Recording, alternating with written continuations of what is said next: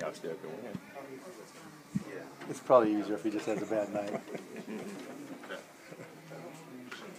80 games of the year. I hope he scores 100 points. The other two? How different, I should say, is that to see him in a different uniform after so many years with? I mean, it's just part of the game, you know. He's not the first guy, and won't be the last. But, you know, obviously we have a lot of affection for Jed. Not just what he did on the court, but what he did for Dallas. And, you know, our kids went to school together. So I would see, you know, the whole family all the time. So, yeah, it's certainly different. He said he still emails you for advice. Yeah. Chet and I have talked and everything, and he always will be able to. You said you're looking forward to the day you retire Jersey, too. That's going to happen, right? You know, depends how he does tonight. I tend to hold a grudge. You guys know that. You know, Rick said he's looking forward to the day they retire his jersey here. Rick always says that. We had a 10 number. we had a guy with a 10-day, and Rick said he was going to retire his jersey. So. Yeah, he wore the same number as Paul Pierce, but the jersey number will be retired. Oh, yeah. So.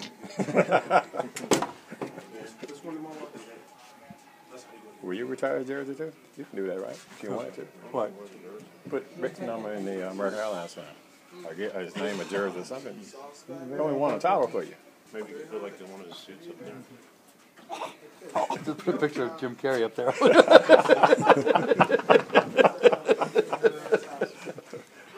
Oh, come on, guys.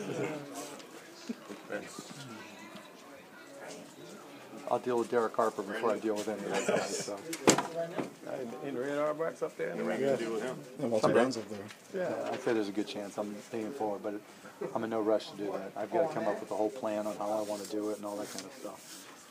So, typically, you save those things to sell seats. That would be well deserved. Yeah, it would be.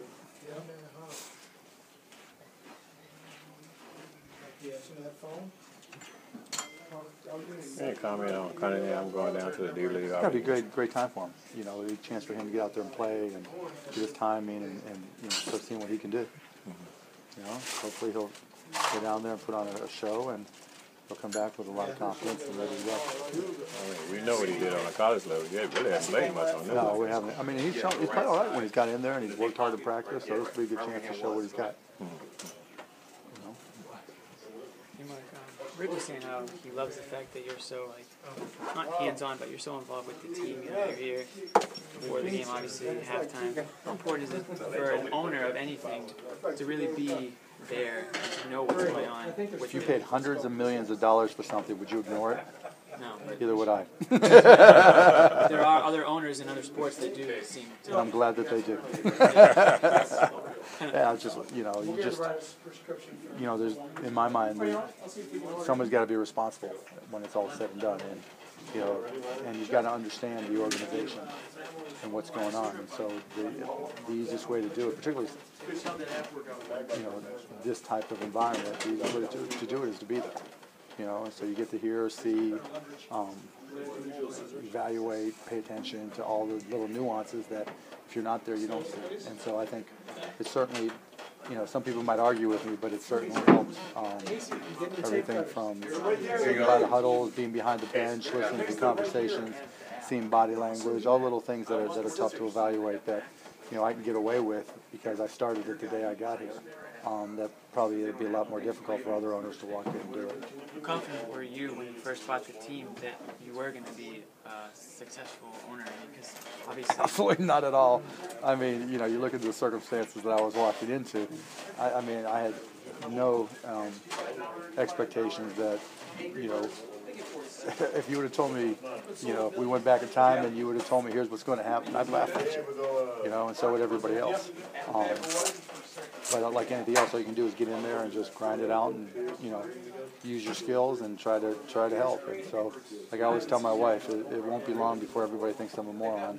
And these guys are, you know, telling me to get away from the team and hire, you know, another general manager to help Donnie and da-da-da-da. What else would you got to say? don't ever remember saying that. But No, you haven't yet, but you will. So what I said is you will. But now it might make a good story next week. We've done that, and then you won a title sweep back home. You got a lot smarter. Yeah, I did, didn't I? Kind of like the ultimate Shark Tank investment. Exactly. Right. You're in or you're out. You know, there's no in between, and either you're committed or you're taking one in the nutsack. Like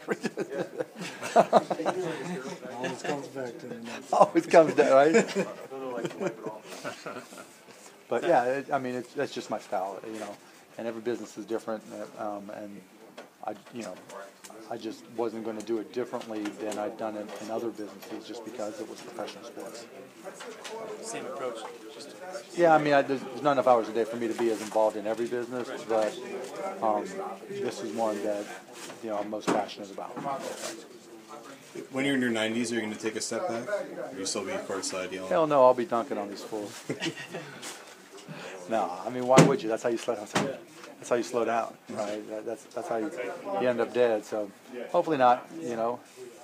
Hopefully I'll be doing the Stairmaster before the game with my cane and giving these guys shit. Just shoot me if I'm still doing that. Hey, by then it'll be a whole different world. It'll be a whole different world. I'll be on my 9th biotic body and just the hovercraft in my brain rolling around, or my mouth, who knows. Yeah, exactly.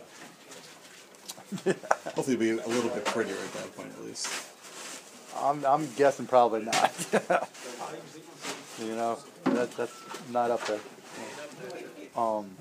But if you don't fix the problems, they escalate. So they didn't fix them the last time, and they should have. And so you see where they are now. I mean, when you have all your Southern franchises basically sucking wind, there's a message there, and you got to fix it.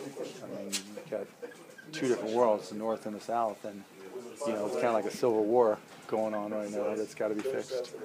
So yeah, I'd cringe more as a hockey fan. I'd cringe more if they don't fix it, because just like the last one, it's only been 5 or 7 years, right? And you kind of forget about it. But I even wrote a blog back then that they should have fixed it, and they didn't. Seems like what they're trying to fix now is a couple of some little things. I don't know all the particulars, but whatever it is, they got to fix. They got to fix it, and if a market like the Stars can't survive, with whatever they do, they should be embarrassed, because this is your chance to fix it. I think it's a matter of just getting rid of some of those Southern teams. I have no idea.